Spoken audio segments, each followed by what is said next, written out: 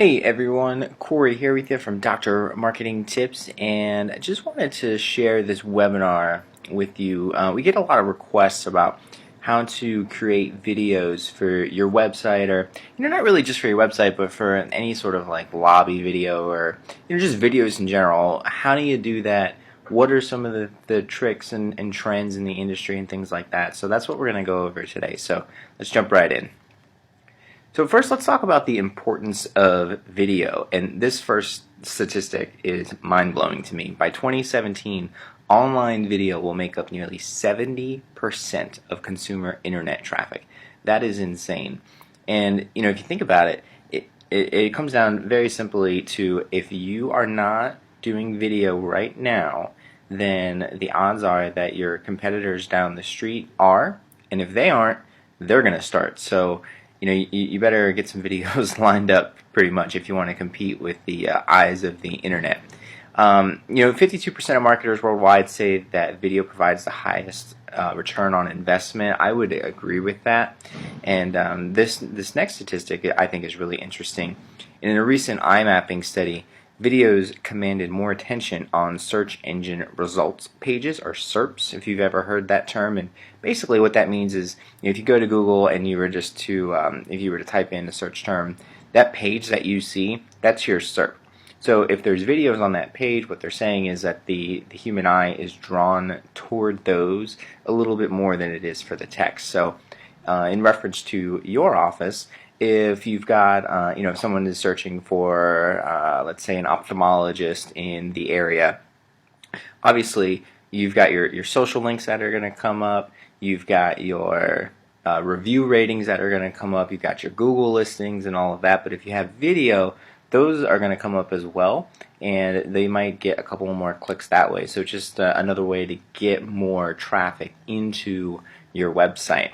And this last one here, it's kind of an anecdotal piece of evidence, but Jennifer and I, we always hear that patients say they are choosing a particular doctor, or they decided to go through with a particular procedure solely because they saw these videos, and they either related to the doctor, or they saw a patient and they said, that's much like my situation, and I want to get back to doing those things too, and I'm going to go ahead and do this. And it's almost, it's not as good as getting a actual referral from a friend, but it's pretty close when you can tell that the patient is genuine in what they're saying, and it really does make a difference between scheduling an appointment and going to another doctor down the street. So what can you use video for? One of the most popular things is patient testimonials, as you can see on those examples on the screen. We also do some procedure-specific explanations. If you look at that image on the screen and with the two pink boxes, that is actually a web page for a client of ours that we put together. And so we've got some information about the procedure. Then there's a patient testimonial up top. If you scroll down just a little bit more, you can see the procedure-specific explanation. If you don't want to read all about it, you can watch it. Another thing that we see very popular is photo tours, which is basically, just taking a couple of pictures, maybe from the front of the office back into an exam room, into the x-ray, etc., etc., so the patient can kind of feel a little bit familiar with the office and how it looks. Obviously, you want to make sure your office is clean before you do that, but patients, they do like to, just like anything, you want to check out the place you're going to go eat before you go. You might go to Yelp and look at some photos and things like that, and it just can entice you that much more to get there. Another popular one is welcome videos from your physicians, and this can be anything from kind of getting to know them and who they are in the office and away from the office, and family life, why they went into medicine. Also, what to expect on your initial appointment. Obviously, as a patient, you're going to come in, you're probably going to fill out some paperwork, but then what happens after that? What's kind of the process? And having the physician explain that can make a big difference, especially when that patient knows that that's going to be their doctor. So it just kind of helps them, breathe a little bit easier as they get ready to do this. And something that we actually did recently that worked out really well was we had a client that just had a location that was really hard to find, and the front desk would get a couple of calls every day, and someone would say, well, I think I'm here, but I'm not really sure. I'm kind of lost. Do I go up to the second floor, or what do I do now? And so what we did was we actually made a video on the website, and we put it on the new practice or initial appointment tab on the website. So patients go there, they're downloading their forms and what have you, but there's also this direction video, and it basically says, you turn in from the road here, you make your right, find the spot in the garage, go up the floor through the orange doors, and then you'll find the office. And it's basically just photos, but it kind of walks you through every step. And from what we have heard so far, it just made a pretty big difference for the practice and kind of freed up some of the front desk folks to focus on some other tasks. So those are just a couple of things you can use video for. There are a lot more examples out there, and there's a lot of different things you can do. But it's kind of one of those things where any video is better than no video. Patient testimonials are a little bit hard to get, but they are worthwhile. They're worth the trouble of scheduling and all that, which we'll get into in just a minute. And anything with the physicians is great too, so the potential patients can kind of get to know your doctors a little bit. So let's talk about some considerations before getting started with your videos. Obviously, you want to put the patient first, especially when with any video, because that's ultimately the end consumer is the patient. But specifically with testimonials, we want to talk about coordinating with the physician or the physician team to find the right patient. Oftentimes as practice managers or marketing managers, you don't deal with patients as much as people on the front lines do, or the physicians. So when you say that you're looking for one of these videos, oftentimes they'll go, oh, I have the perfect person.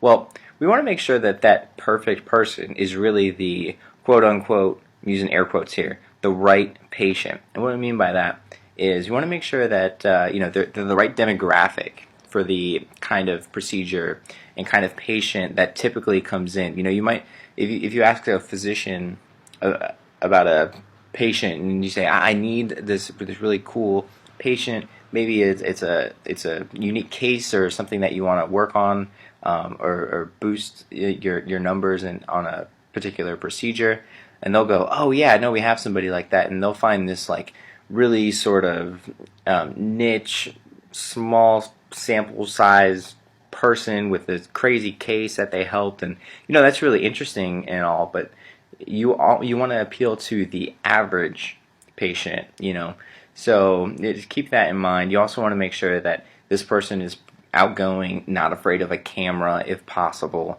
because things like that, if you get someone who's really camera shy or really introverted, then you're not going to wind up with a really good end product, or you're going to have a lot of editing to do. So obviously you want to get the patient info, which includes their name, their telephone, etc., etc. We always suggest that you contact the patient when you set up the time and the date and location. You choose a location that is easiest for them to get to, even if it means rearranging your date to get there, because in the long run it's going to be worth it. And always call and confirm the patient at least one day prior to filming to remind them. I have multiple instances where I have set up something and then gone and been stood up by the patient, or they just forgot, they're running late, they got lost, etc., etc. They went to the wrong office. So do yourself a favor and give them a call and make sure that everything is in order before you actually get out there. So before you actually start filming, let's talk about some of the things that you need to think about. Alright, so you've got your location, you've got your patient set, or let's say even you're going to do a physician video, and so you're thinking, okay, I'm going to put him, I'm just going to have him sit at his desk, and then we're going to go over this. So think about where that desk is in relation to the office environment. If you're going to do a patient testimonial, are you going to do it during clinic? Is it going to be in an exam room? Are the rooms around you going to have patients coming in and out of them? Because if you do, every time that door opens and closes, you're going to hear it on the camera. We've actually, before, we had set up in a conference room we were gonna do, I think, like 8 doctors in a day at an office, and so we sit the doctor down and we start talking, and it turns out there's a bathroom right next to the conference room. So every time somebody went into the restroom, we could hear the door open and close, then we could hear the toilet flush, then we could hear the sink come on, and it came out on every single video. And luckily we were able to edit most of that sound out.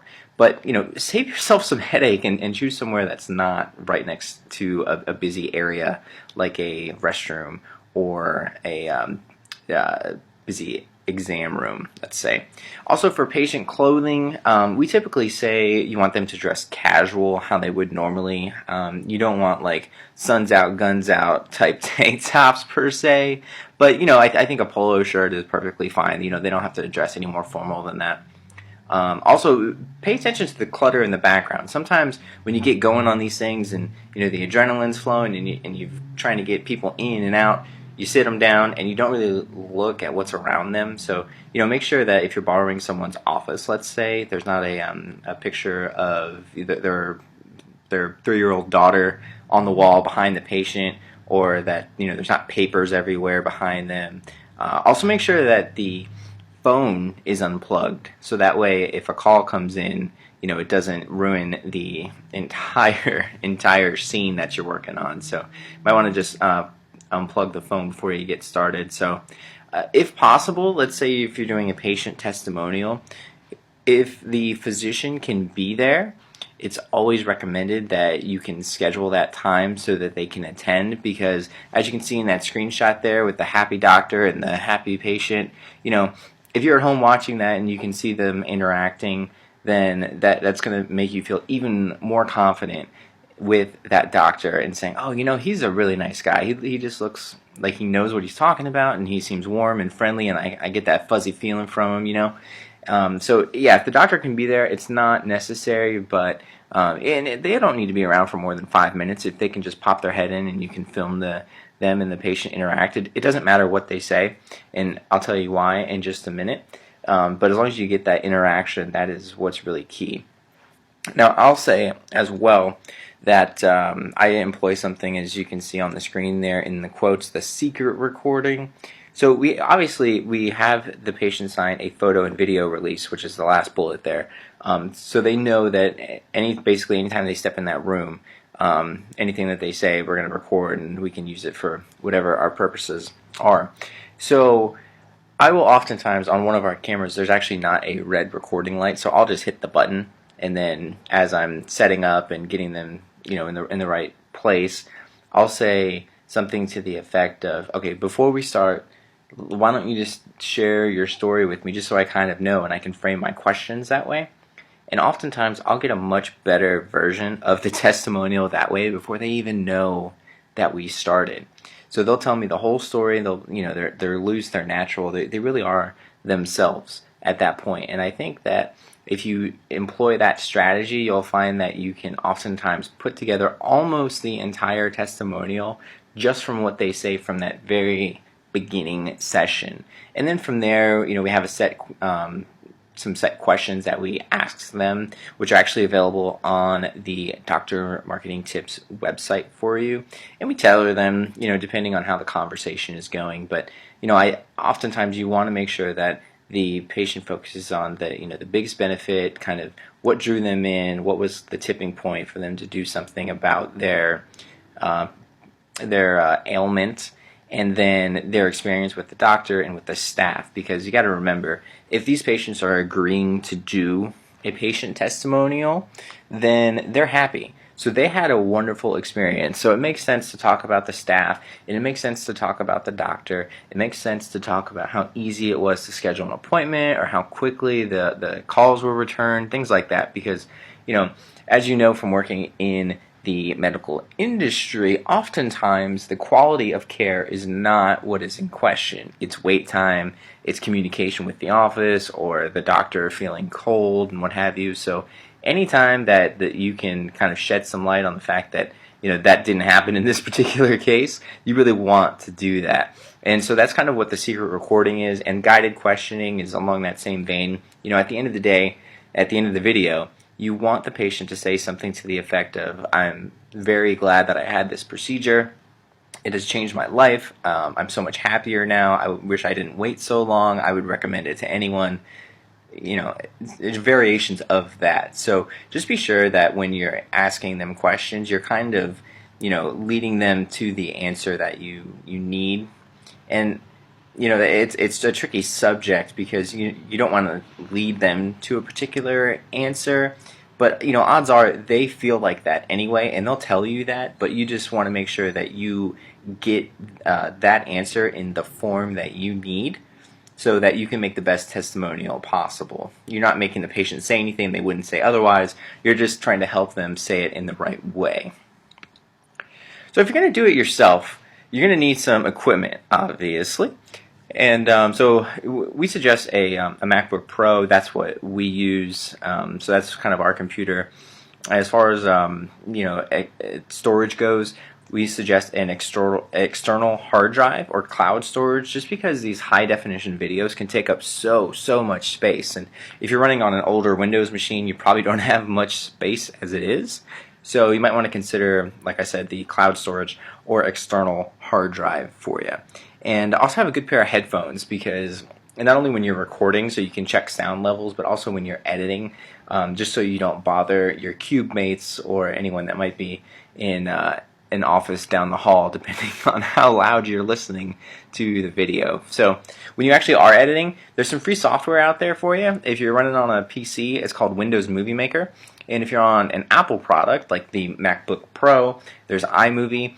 And for the case of doing quick getting to know you doctor videos or office tours or patient testimonials, iMovie works just fine. So does Windows Movie Maker. iMovie is a little bit more capable and a little bit more flexible than the Windows Movie Maker, but if you don't have an Apple product, then you should be able to get by just fine with Windows Movie Maker.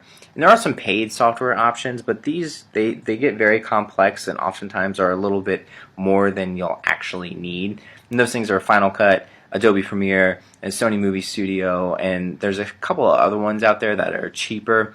But really, I think the best option is just to go with the free stuff. You shouldn't need much more than that. As far as the filming and editing goes, what you'll see on the screen right now are some of the products that we use. So obviously we have our tripod, so the camera's nice and steady. We use a Canon Rebel T3i. That's actually a picture of it there. It looks like a still camera, but it does do high definition video recording as well, assuming that the memory card is large enough, which is that SanDisk Extreme Pro 32 gigabyte card that you see there. And basically, you put that on the tripod, you set it on the video setting, you've got one button. It seems complex, but it's really not. Everything is kind of a point and shoot. Set it on autofocus, and you can kind of set it and forget it. We use a Rode VideoMic Pro, which is what you see on the top of the screen, and that actually slides right into the top of the camera, right above where it says Canon on top there. And you plug it in, turn it on, good to go, and the sound out of that thing is incredible. And that's called a shotgun mic, and because of the way it looks, and basically it's pointing directly at the patient or physician or whomever you've actually got on the screen, and it does a really good job of blocking out a lot of the noise that are coming in from the peripheral of the microphone. So obviously, again, you're going to need the computer. We suggest a MacBook Pro and the external hard drive. Those you can pick up relatively inexpensively from any office supply store or Best Buy, Amazon, something like that. Actually, all of these products you can find links to on the drmarketingtips.com website, and you can go from there to purchase all this stuff if you feel so inclined. So when it comes down to editing your masterpiece, and let's be honest here, every one of these is going to be a masterpiece, you want to think about the time it takes, the storage it takes, and in the location where you're going to be doing it. So let's talk about the time real quick. We find that editing 10 minutes of footage can take up to an hour or more, depending upon your experience level. Now, couple that with actually getting the footage, uploading the footage, then you've got to edit the footage, then you've got your changes, then you've got your approvals, then you've got to export your footage, then you've got to put your footage on wherever you're going to put it so people can see it, such as like a YouTube or Vimeo, something like that. And when you're all said and done, it's probably 3 to 4 hours per video of work. Yes, 3 to 4 hours per video. So just keep that in mind when you're trying to set up your schedule here so you don't drive yourself completely insane. And again, with storage space, HD video can take up a lot of time, and a lot of space. So you want to make sure that you have something available, because your computer is going to fill up very quickly, and then you're basically going to be out of options, and you don't want to delete this video because, you know, whether you think you do or not, eventually someday down the road you're going to need that raw footage, and so it's better to just kind of keep it off of your computer and somewhere safe.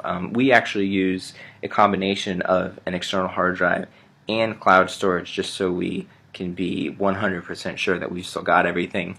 And as far as the location, you know, when you're editing, it's always better to work somewhere with a reliable internet and a power source in a quiet environment so you can hear everything that's kind of going on. And there's nothing worse than trying to upload a video at your office and, you know, you're bumping up against the bandwidth, you're slowing everybody else down around you, and then the video fails and you got to start all over and you just wasted, you know, 2 hours of your life basically. So you want to make sure that the internet is reliable. So when you are editing your video, let's talk about a couple of tips. Now for length, we try and keep everything under 2 minutes or less. Even if, you know, you've got 45 minutes of footage, find a way to make it 2 minutes or less, because one of the great things about YouTube is that it provides some wonderful analytics, and we find that after that time frame, people just stop paying attention. You know, even if it is a big surgery and they're looking at a patient testimonial or procedure video, and you know, you think that you'd want to know so much about this thing, a lot of times you just kind of watch the first 30 seconds and then you're done. So when we're doing, let's say for instance, a patient testimonial, I will have them say their name, say what procedure they had, who the doctor was, and then immediately move into the biggest benefit. Because that way, within the 30 to 45 second range, we've got all of the big things kind of out of the way, and then we'll back up from there. So if we know if people start dropping off at 30 seconds, they've at least heard the big benefit. And then we also suggest adding B-roll to these. Now, B-roll is anything that is not what you're focused on, essentially. So, you know, you've got your camera set up, you're looking at the doctor, right? So he's talking about his experience and why he went into medicine, etc., etc. Well, you don't really want to look at his face for 2.5 minutes, no matter how good looking he may or may not be. So B-roll is, you know, when you got that time blocked on his schedule, you take, you know, the 15-20 minutes, whatever it is, to actually interview him, and then have him move to his office, get him looking at an x-ray, talking with a nurse or an MA, maybe interacting with the front desk folks, or using a model, or you know, maybe he's just checking email, whatever the case may be. And that way you can overlay some of that footage on top of the interview, and it just makes it a lot more interesting. You know, think of a news piece that you would see, you know, at, you know, the 5 o'clock news, and how it's never just the reporter. It always cuts to different scenes, and you can hear the reporter kind of in the background. Well, that's what you want to do here. And same thing with transitions. It just makes it easier and a little bit more interesting to watch. You can do fade transitions, and so that there's not like these jagged cuts where you can tell that there was some sort of an edit. Anytime that you can make these transitions seamless, you know, the better you're going to be for it. And as far as the title screens go, we like to put bumpers on the beginning and the end of a video. The beginning just usually has the logo and kind of a nice little animation, so it looks like it's a quality piece you're about to watch. And at the end, it has some sort of call to action, such as, you know, for more, visit whatever the website address is, or schedule your appointment by calling, you know, whatever the phone number is, something like that, so that at the end of the video there is a distinct call to action for the viewer. And once you're done editing, we suggest exporting into an MP4 format, because MP4 is compatible with pretty much anything that's out there. And always check your volume, because let's say you edit the video and you've got the sound and the music and everything all done, right? So when you're done, you have only listened to that, let's say, on your headphones because you were being courteous to those around you. Well, it could sound totally different coming from an external speaker of a computer. So make sure that you check it both ways so you can hear how the sound mixes, because the average person is probably going to look at this without headphones. So, just something to consider there that can save you a lot of time. So when it comes to sharing your video, there's a couple of options there. We use YouTube, so I'm just going to talk about that one.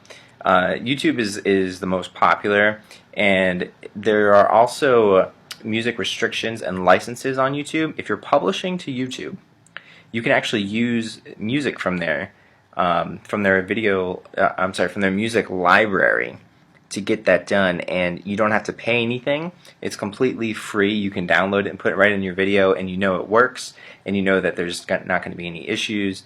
And you also get some really great analytics with YouTube. So that's kind of why it's our favorite and it's our suggestion to you. So when you are filming, let's say you get your footage and you're going through it and you just realize, you've got, let's say, 10 doctors and now you've got 5 patients. That's awesome. You've got so much stuff. Well, oh no, you've got so much stuff. That's a lot of time. And if every video takes 2 to 4 hours, it can be a lot to do. So there's a couple of ways that you can find an editor. Some websites online, like Upwork or Simply Hired, Elance, things like that, they have folks that will edit the videos for you. You can set up a job, hire one of these freelancers to put the video for you. There's also agencies out there that can do that for you. And either way, you're going to get a quality product. It's just a matter of how much you want to spend and how much time that you can devote to it. So a suggestion to save some time and money and effort is, once you put the video together and you're going to send it off to someone, let's say on Upwork.com, make sure that you are very specific on the parts of the video that you want and what it should say and what the title bar should be. They call it the lower third. Then make sure that all of that is correct and spelled properly, because every time that you have a change, this person, let's say in Upwork you hire someone very inexpensively and they're in another country somewhere.